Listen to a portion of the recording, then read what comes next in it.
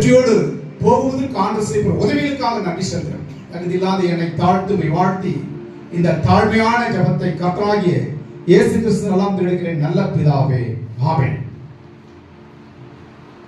கர்த்தருக்கு கனம் மகிமையுண்டாகட்டும். எத்தனை பேர் உற்சாகமா இருக்கிறீங்க? ஏசப்பா அவுட்டா? எத்தனை பேர் உற்சாகமா இருக்கிறீங்க? ஒன்னு ஹல்லேலூயா சொல்லுங்க, ஆமென் சொல்லுங்க. இப்ப சொல்லு, எத்தனை பேர் உற்சாகமா இருக்கிறீங்க? பக்கத்தில் இருக்கிற மாதிரி தேவை எப்படி வரணும்? எல்லாத்துக்கும் தொண்டை எப்படி திரும்ப வரும்? அப்ப உற்சாகம் நான் சொன்னேன், கர்த்தரோட உற்சாகமா இருக்கிறேன்னு சொன்னேன். இப்ப சொல்லு, எத்தனை பேர் உற்சாகம் இருக்கிறீங்க? பின்னாடி நல்லா சத்தம் இல்லை. இப்ப நல்லா கொஞ்சம் சொல்ல சொல்லுமா? கர்த்தருக்கு எத்தனை பேர் உறக்கமா இருக்கிறீங்க? கர்த்தர் நல்லா, கர்த்தருக்கு கனம் மகிமையுண்டாகட்டும். எல்லாரும் மூச்சு நிற்கிறீங்களான்னு பார்க்குறேன். கர்த்தருக்கு மகிமையுண்டாகட்டும். தேவன் எங்க இருக்கிறார்? உன் நடுவில் இருக்கிறார். உங்க முகங்கள்லாம் இந்த இரவுல கூட பிரகாசமா இருக்கு. அழகான ஒரு முகங்களை தேவன் கொடுத்திருக்கிற கர்த்தர் ஸ்தோத்திரம். கர்த்தர் நல்லவர். தேவனுக்கு மகிமையாக ஆண்டவராகிய இயேசு கிறிஸ்துவானவர் அநேக இடங்களிலே என்னை அழைத்து கொண்டு போவார். நள்ளிரவு ஜெபத்துல 12 மணி நேரத்தில் எனக்கு தேவி செய்தி கொடுப்பார்கள். சிறப்பு சாட்சி, சிறப்பு செய்தி, சிறப்பு பாடல் அப்படின்னு சொல்லி கொடுப்பார். கர்த்தருக்கு மகிமையாக 12 மணி நேரத்தில் கொடுக்கும் பொழுது அது என்ன நேரம்?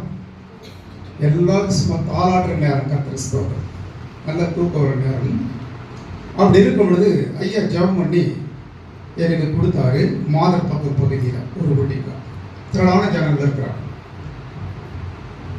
மெசேஜ் தொடங்குவதற்கு முன்னாடி பின்னாடி இருந்து ஒரு சத்தம் வருது.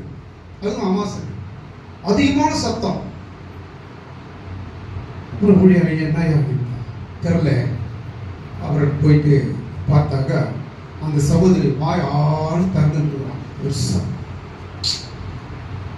அவரை என்ன சொன்னோம்? ஐயா ஜெபம் பண்ணி முதல்ல இது வாயை மூடனா தான் நம்ம பிரசன்ட் பண்ண முடியும் அப்படின்னு சொல்லி அவர் ஜெபம் பண்றார், நான் ஜெபம் பண்றேன். மூடுற மாதிரி தெரியல.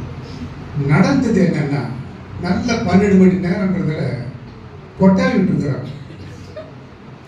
அது அதனால கொஞ்சம் நீங்க ஏதாச்சும் கொஞ்சம் அடக்கி மடக்கி விட்டு அவங்க நல்ல ஆஃபீஸ் கொடுத்தவங்க ஸ்டக் ஆகி போச்சு. திரும்ப அவங்களால மூட முடியல. ரொம்ப கஷ்டப்படுறாங்க.